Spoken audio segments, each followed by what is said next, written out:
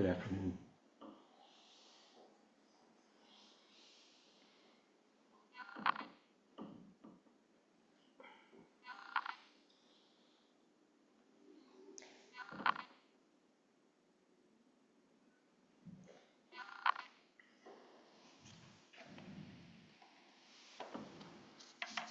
So I've been trying to, of course, look into the Genjo Koan, and of course the writing of the Genjo Koan,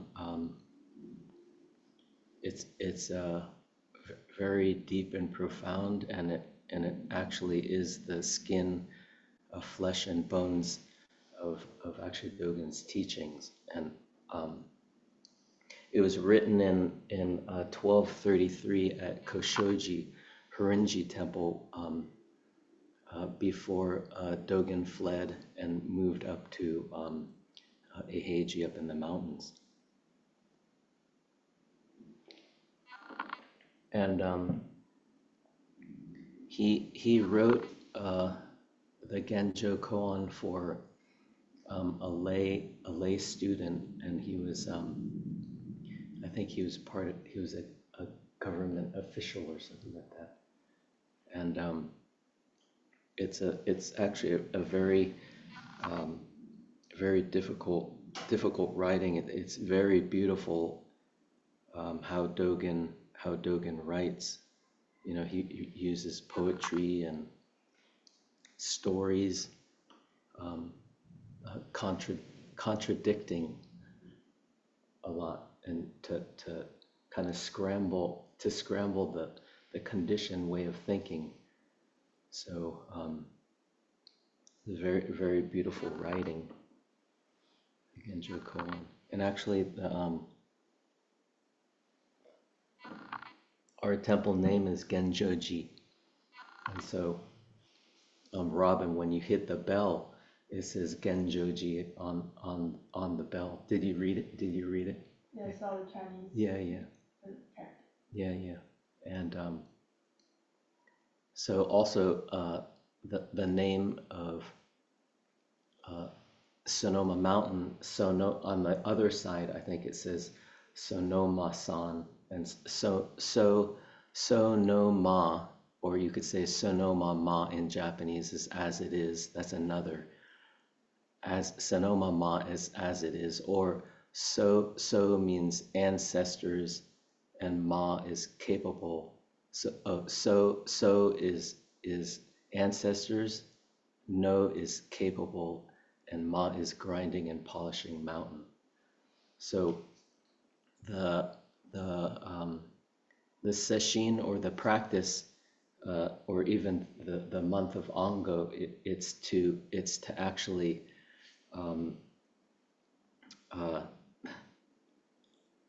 put pressure on you to actually drop your all the energy you put into all your deluded thinking. You know, like, that person didn't do this, or why am I doing this, or thinking about your job. So all that's the deluded mind thinking all the time. So that's why this schedule is so rigorous and also relentless. And actually the schedule and all the forms is actually your first teacher. So that's why I am kind of strict on, no, he should do it, no, she should do it. Because it's following a way in which you do not think, but you have to be committed. That's what you're talking about. So it's actually showing up for Genjo. Genjo is presencing or manifesting this moment arising. So the forms, getting up at 4 o'clock in the morning, ringing the bell, and it all needs to be a certain way. And this certain way is not like, it's not you do a certain way, but then you should do it a certain way. When you do it a certain way, then you have no choice to think about it, like, which way should I do it? So that's the so Genjoji, yeah, Genjoji is the absolute. It's the absolute, and the Sonoma Mountain or Sonoma San is the relative, and then the Genjoji is temple, and Genjo is manifesting present moment is the absolute or its depth.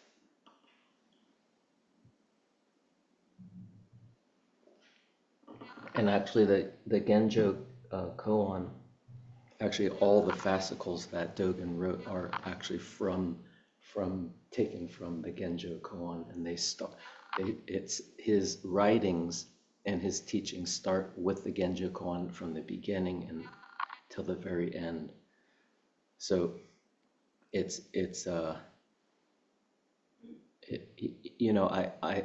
I say, oh yeah, now I understand, but no, I don't understand.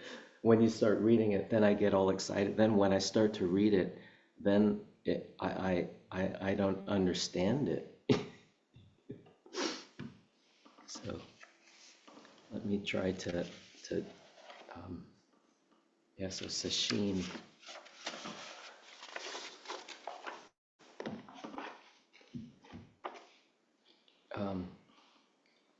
The Shuso talks about, he inspired me to talk about that, the rapid fire succession of rapid fire moments. So it's these moments, continual moments. So it's actually standing, how we stand, and putting your wholehearted being into the posture of how you stand. You're holding your shashu or you're bowing. All this is actually manifesting the present moment. This is Genjo Koan. When we practice, it's the Genjo koan.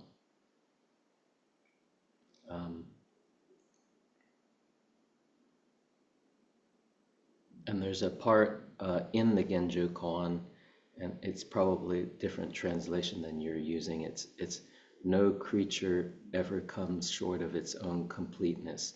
Wherever it stands, it does not fail to cover the ground. Meaning, you do it over and over again, like. We sit and then we return to this body. You stand, you walk, return to the present moment, and then that's the manifesting Genjo koan as I don't want to even say life unfolds, but the life is Genjo koan. Life is Genjo koan unfolding.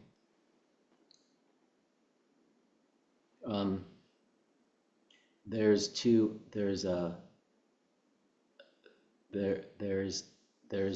the third day of Sesshin is usually your body is getting used to this grinding and polishing.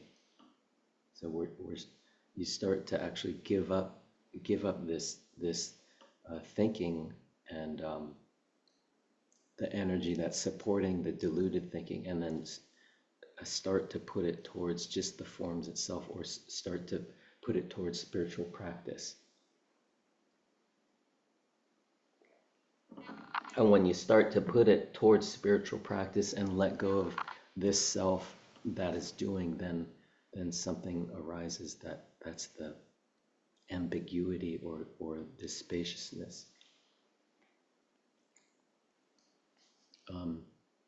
There's a phrase in the Fukanza Zengi, and the Fukanza Zengi is a writing in which a Dogen, when he went to China, then he returned and wrote the Fukanza Zengi, and it's instructions for zazen. It's the external, what you do with your body, and also what happens inside, internally. So there's a part that mentions Eko Hensho, and Eko Hensho is in the Fukanza Zengi. It was, I don't think it's a literal translation of Eko Hensho, but it says turn your light inward to illuminate yourself. But in reading, then I found out that Eko, like A is to turn the light is to turn is A, and then ko is light, and then hensho is to then return the illumination. And there's that's like a literal translation, and then there's three meanings within Eko Hensho. That's the first meaning is about the sun.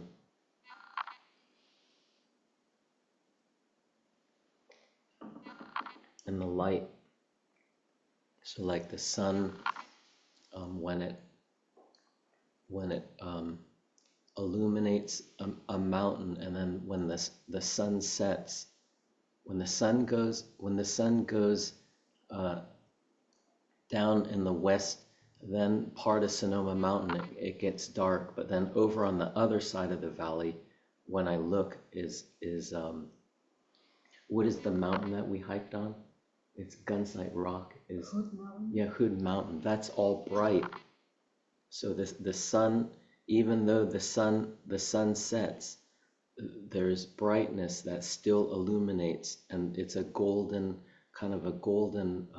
light, and then it reflects off that mountain, and then it shines on Sonoma Mountain. So even though that the sun is setting, there's this illumination that's still happening. So that's about light. The other one is about when somebody is about to die, and the moment that they're about to die, that there's a wave of energy that comes, and then the face brightens,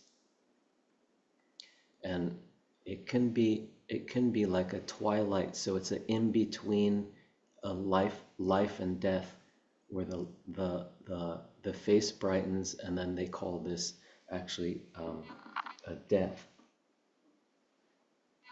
So it's the energy then that comes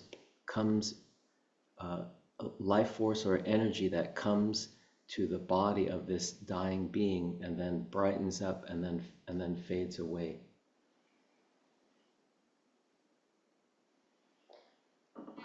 And then the third expression is our third day of Sesshin. So it's they call it like the second wind. So if you have been exercising or doing something vigorous, your body is totally spent, and then something happens where then there's a second wave that starts to carry you, and you have renewed energy. So in these three, you would say, expressions of Eko Hensho, the first is the light. The second is life, and then the third is an energy. So it's some type of, you would say, life force that returns. It returns to the world. It returns to the world, or it returns to this self, in which then it makes us at peace, or it makes us become. It's not actually our doing. This Eko Hensho is not our doing. So it's not this self, but it's the self. It's the selfing. You would say the self of the universe. So it's the working of the universe.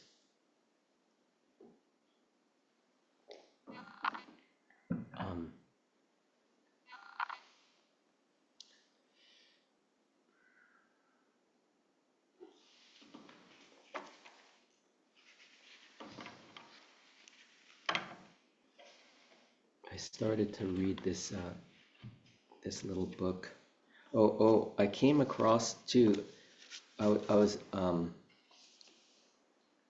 inspired by also Koten coming back, and also Kashin's zuisse, and I found this in my notes, and this is a a little note that I got from Yusho Sasaki when I was at Eiheiji. And so she's a teacher, and she came to Eiheiji for a ceremony, and I had to serve tea, so I was running around, and I was like a low monk, but I had to do these things. But she saw me, so she left this little note for me after she left, and I'll read it. It says to Nyoze. It says to Nyoze-san. She was Bishop of Yeah, Europe. yeah, she's bishop.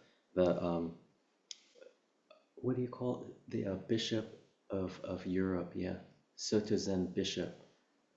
So she wrote this little note to me, and it says to Nyoze-san, and then it says Damien in parentheses.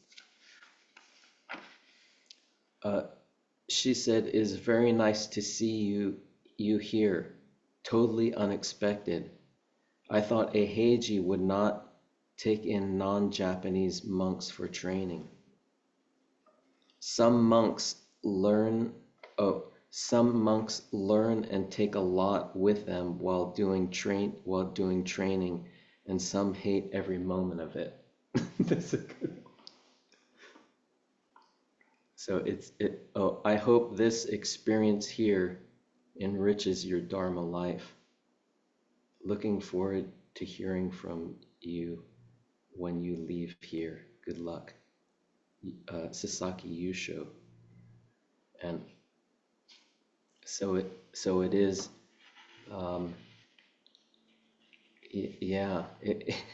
it's very, very interesting. That the practice is interesting because it is this grinding and polishing of all our greed, anger, and ignorance kind of floats up to the top, and you see it with, you think you're this, enlightened person coming to a Zen center, gonna become enlightened, but you end up sitting on your cushion thinking of all these deluded thoughts, like this person did do that, and like criticizing yourself, criticizing other people.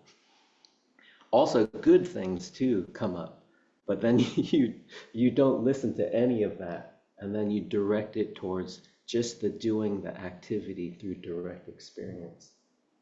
That's just so wonderful. Yeah, we all have this idea that we're gonna achieve or be a great person, or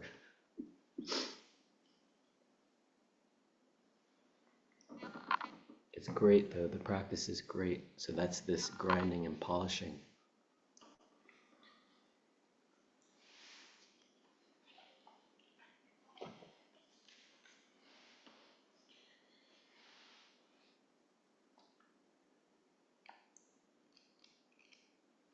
Kind of ran into this writing too, but just the meaning of the Shobogenzo. I read it from here too. So show is right, or it's the truth.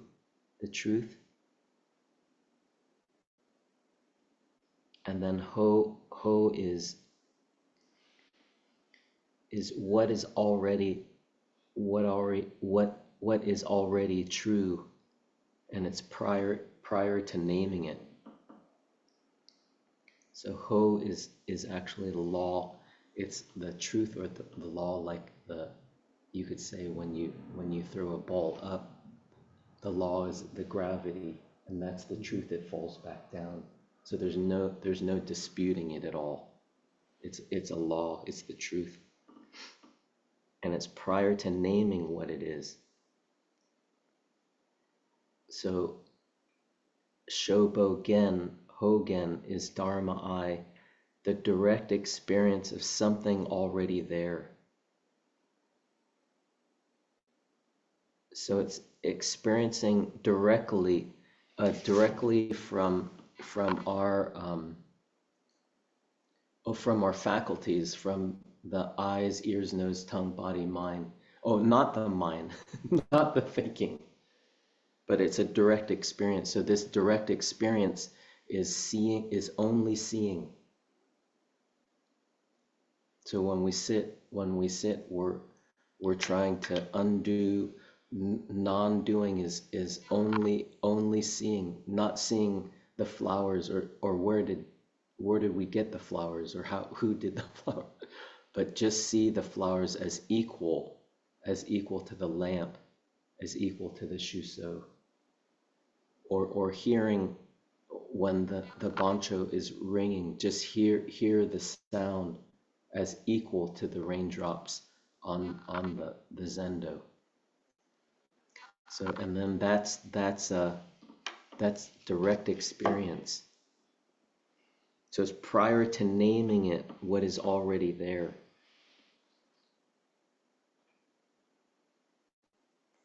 So Shobo Genzo is in the true Dharma eye. So it's the right experience. I already said that, of what is already there, and Zo is this storehouse. So Shobo Genzo is the expression, and it's the writings of actually the footnotes of Zazen, and that's amazing that he wrote all this, and all the writings, actually the Buddhist writings that are just, there's volumes and volumes of it. It's from actually just sitting and doing nothing.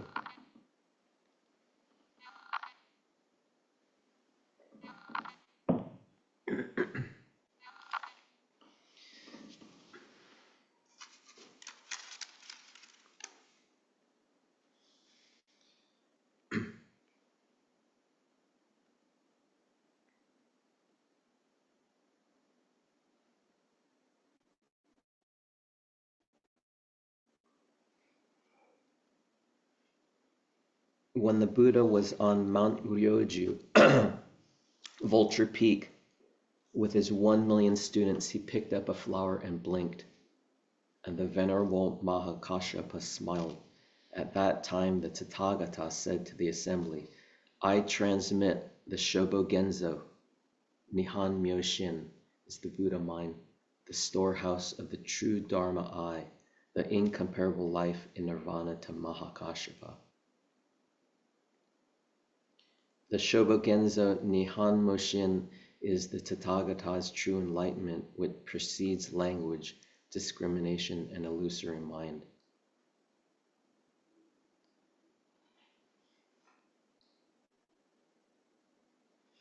Let me look at this footnote too.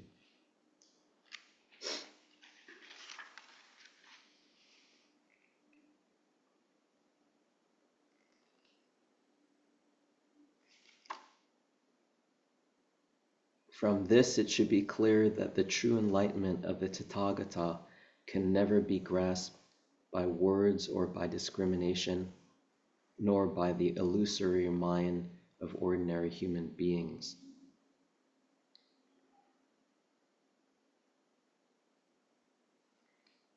And this is the footnote 11.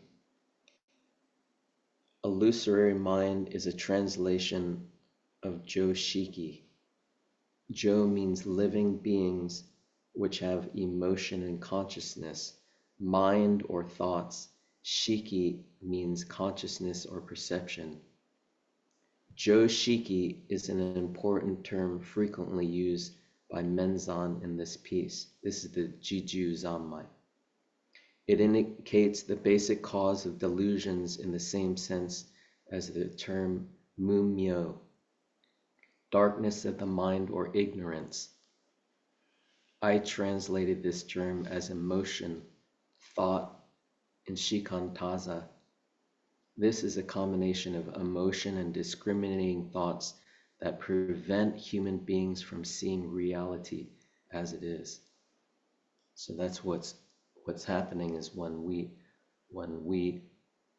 we're sitting and fabricating all these things, and thinking about, oh, how long is the sitting, or when are they going to ring the bell, or when am I going to eat, or what's my position? That's not accepting your life and coming back to actually this present coming back to Genjo Koan, this present moment manifesting. So all you're doing is sitting.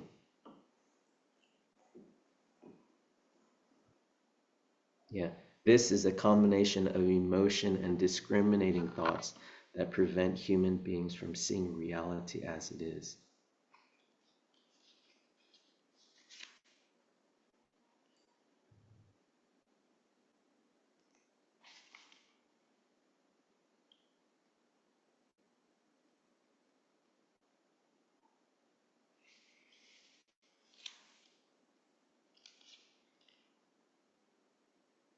Maybe I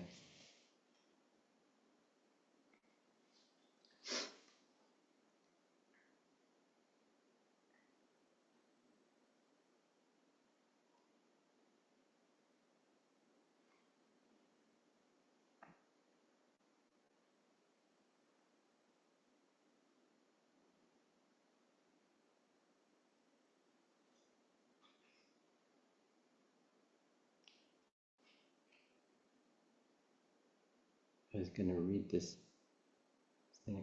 I think I lost it. It's okay.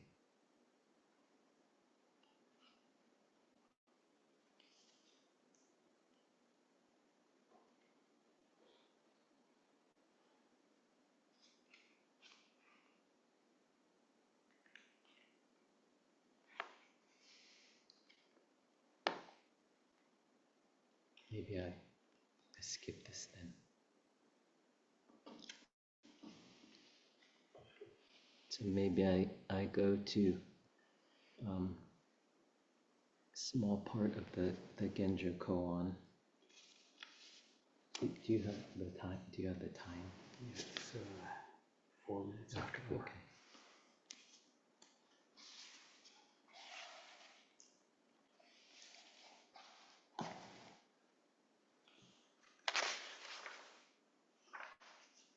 So there was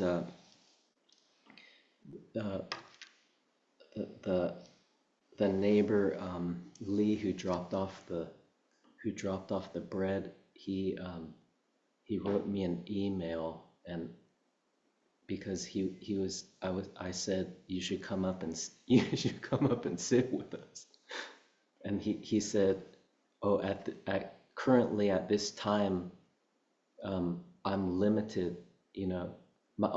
He said my time is limited, and then I started to think, how can time be limited? And I think I started to think about within this, it's amazing, within this limited body, then through the activity of just doing, then this body becomes limitless and also eternal truth. When you're walking and just there's only walking that you're doing, it becomes eternal truth, and then all of a sudden thought comes back, and then it becomes just this small self, like walking to the Sangha house to get food. Then you place incense, and then eternal truth shows itself. And then again, the mind goes and like, oh, the person didn't ring the bell right. And then again, you stand there. So it's all about navigating this way. You walk a certain way because it's the practice realization of eternal truth unfolding. That's an amazing one. So that his email kind of inspired me, because then I wrote back and I said, how can you, within this limited body and limited time that you have, or that we have, you can find this limitlessness if you just bake bread. And I said, I'm sure you find it. Just baking bread is just baking bread.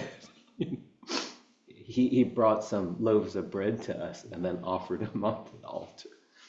So I started to read this part of the Genjo Koan. That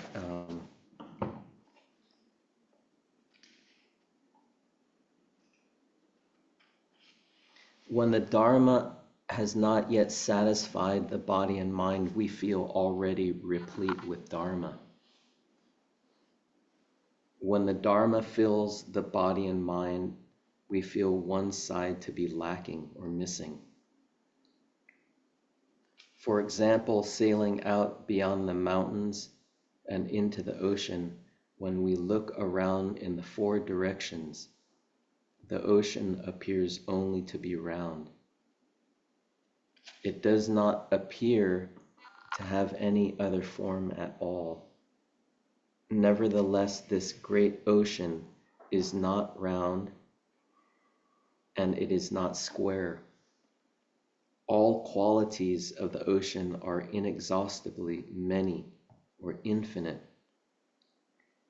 To fish, the ocean is like a palace, and to gods it is like a string of pearls. But as far as our eyes can see, it just seems to be round. As it is for the ocean, so it is for the myriad dharmas. In dust and out of the frame, the myriad dharmas encompass numerous situations, but we see and understand only as far as our eyes of learning in practice are able to reach. If we wish to hear how the myriad dharmas naturally are, we should remember that besides their appearance of squareness or roundness, the qualities of the oceans and qualities of the mountains are numerous and endless. And then there are worlds in the four directions. Not only the periphery is like this. Remember, the immediate present and a single drop of water are also like this.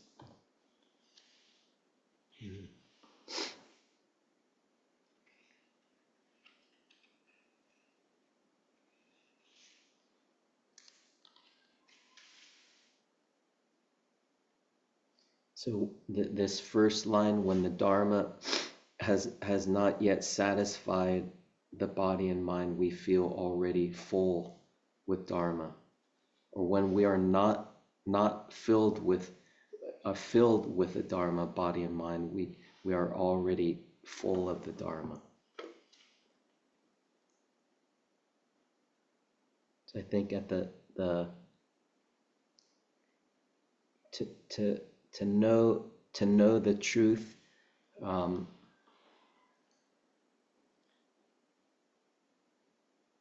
think at the beginning, when you start and it's a mistake to think that not being filled with the Dharma, then you're full with the Dharma.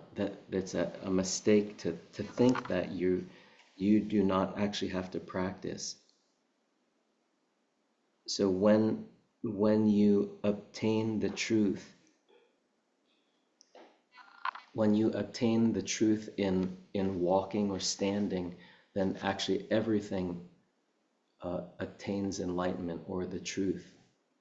So that's this understanding. When the Dharma fills the body and mind, we feel one side to be lacking. And this is kind of getting into interesting about maybe like the Zazen. I've been thinking of Zazen. How in Zazen that we try, but we just sit there. We just sit but we don't aim at anything.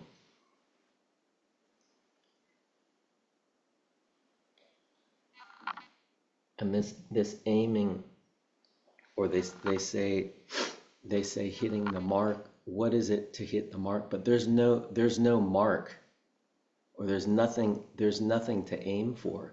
So I mean, why are we doing this? A lot of times we're sitting, and then we're doing it for an outcome. Actually, even to get rid of our greed, anger, and ignorance, or to become enlightened, or to gain confidence. But actually, those are just your mind actually thinking. So you're not even, you're not sitting there. So that's the whole thing, is you're not sitting there. So it's something that you're already calculating by trying to hit the mark or try to become enlightened. But that's we usually get caught in that, but we do not. We do, but it's difficult to aim at nothing. It's like an archer, that you bring an archer into a room and then you say, shoot that way, but there's no target. So if there's no target, then you feel kind of that actually something is missing and that something is lacking there. So the more you sit, the more kind of discouraged that you get, and also it's an incompleteness, because you hit the target at the same time that you feel dissatisfied and incomplete.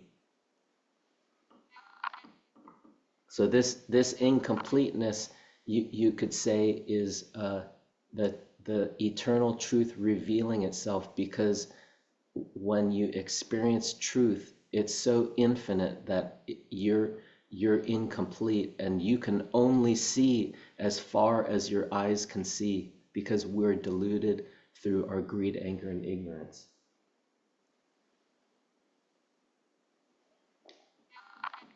But the more deep that we go in practice, the more we realize how deluded we are, and how incapable of how we cannot see the truth. It's something that's it's almost contradictory, but the more you go deeper, then the more you want to reveal the truth. So then you go further, and then your limited sightedness, your greed, anger, and ignorance, and your karma all make you go further within this limited view to find out the limitlessness. And then this is the practice realization of Genjo Koan unfolding.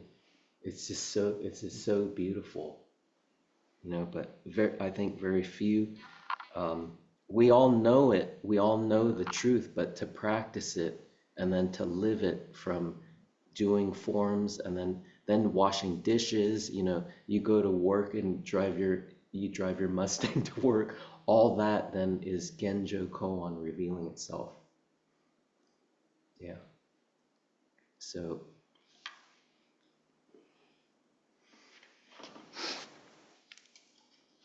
and then of course Dogen talks about that. Yeah, this was his trip. I was reading, this was his trip sailing in the ocean when he went to China, and then he was in the middle of the ocean, but he could only see as far as his eyes could reach. And I'm sure even a little bit beyond there was probably towns and other boats and stuff, but he couldn't see anything.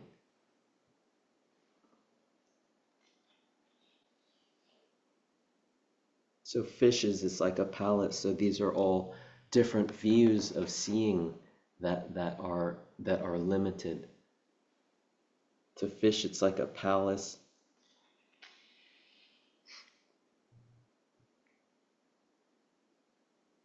Yeah, it's quite beautiful. Let's see.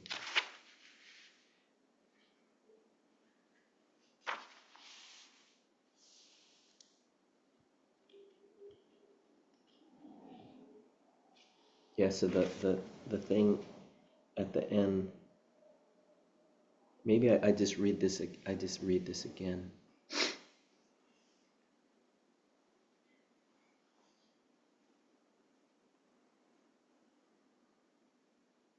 Sailing out beyond the mountains and into the ocean, when we look around in the four directions, the ocean appears only to be round. does not appear to have any other form at all. Nevertheless, this great ocean is not round and is not square. Other qualities of the ocean are inexhaustibly many. To fishes, it is like a palace, and to gods, it is like a string of pearls. But as far as our eyes can see, it just seems to be round. As it is for the ocean, so it is for the myriad dharmas.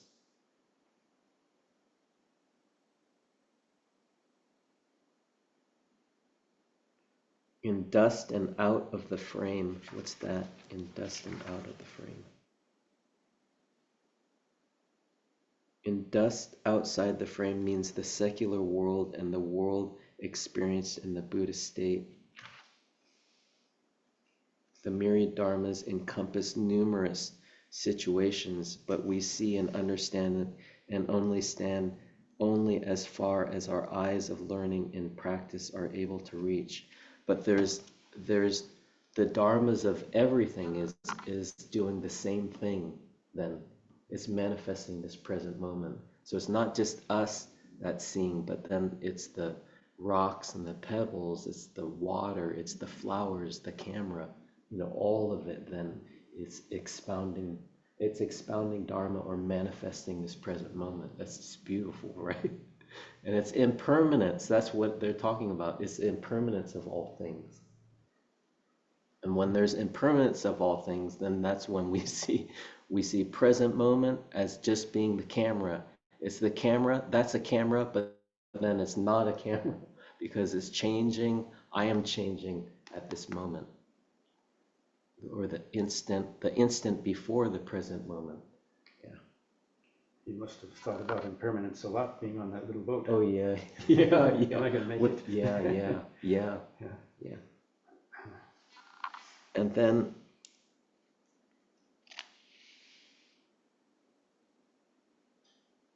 the qualities of the oceans and qualities of the mountains are numerous and endless, and that there are worlds in 4 directions. Not only the periphery is like this, remember the immediate present and a single drop of water are also like this. I think that's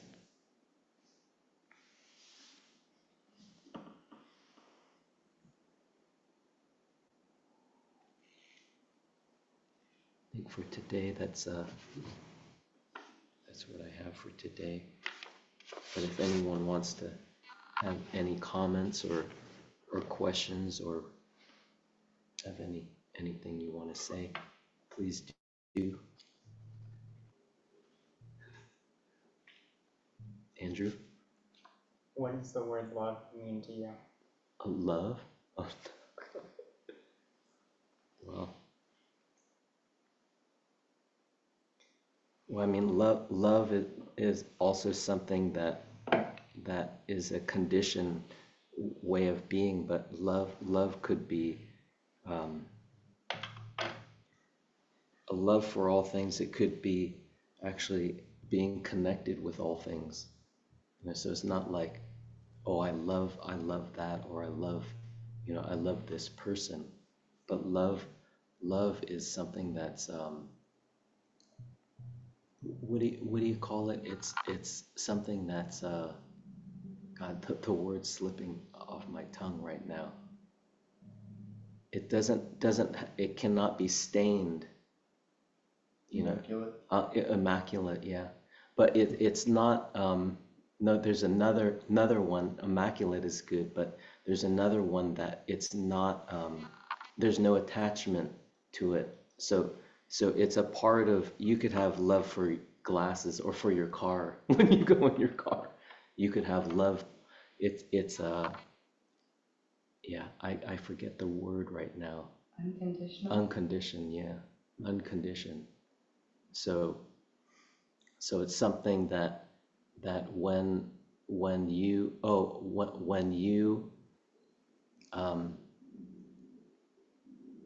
arrive at this place of practice, this place, and then the way appears, which is all things are a part of you. and it's not separate, so it's equal. So it's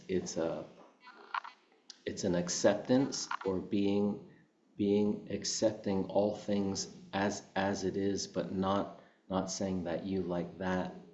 We usually say, I love that. Like when we sit, we say, I love that, but then this is, I don't love that. Love could be a spaciousness. When that spaciousness is there, then the ambiguity or the present moment then reveals itself. I don't know. I have a question, please. Yeah. Yeah, just to enact the last point about spaciousness. Yeah. About spaciousness. Yeah. Yes, and also during the interview, Yeah. you said when anything arises, no matter thought, sensation, or feeling, give it space. Yeah. And I think it's, as you said, I think it has something to do with love or compassion towards oneself, but it's not that kind of egotistic love. Yeah. So, can you describe more of that quality of love to oneself?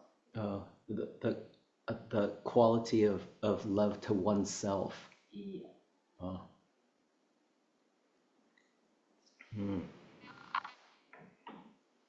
Well, I mean,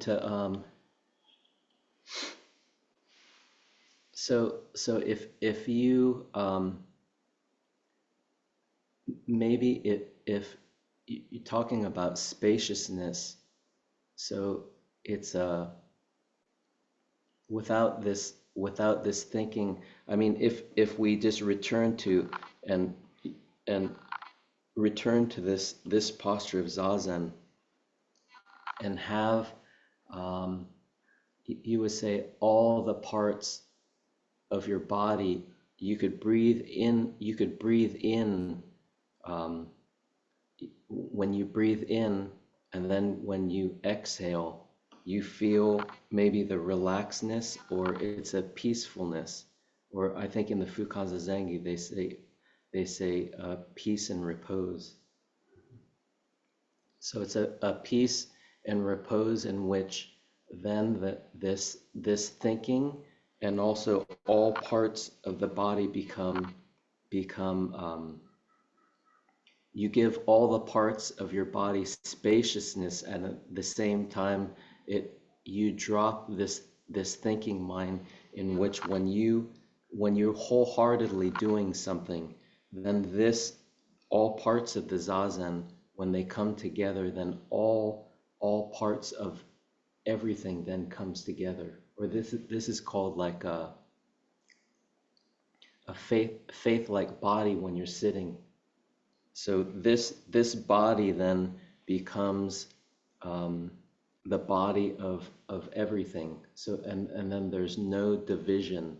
It's the merging of, you would say, the relative and absolute, the merging of the relative and absolute. So therefore the love, that it's a different love, it's unconditional, but it's a one body, to where you're not separated with anything else. So it's a merging of this. So that's why they say this, it's a joy that arises, because it's the illumination then that is returned when this light shines, which is, this light shines, meaning that the parts of the body, or parts of all things in the universe, are one. Then there's an exponential relationship in which you have with the mountain, that then all these things are light up. That's what you're talking about, lit up. So you have this I don't want to say profound feeling, but just feeling of being there, and then 10,000 things, they come forward. All the things then that you see are not flowers, or they're not candles, but then they are candles and they are flowers. But they're one the relative and absolute integrate. That's what the Sandokai, when we're reading all this stuff, the sutras, that's what it's explaining.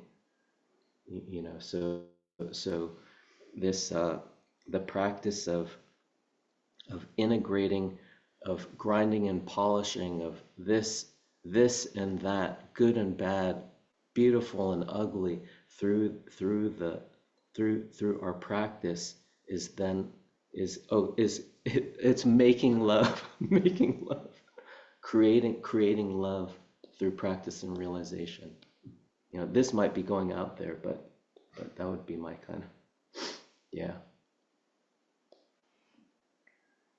So saying it's like a oneness with everything, and then Yeah. it will just return love to yourself without you as a person asking for it. Yeah, you could say there's no one there. Yeah, there's no one there. Yeah, but yeah.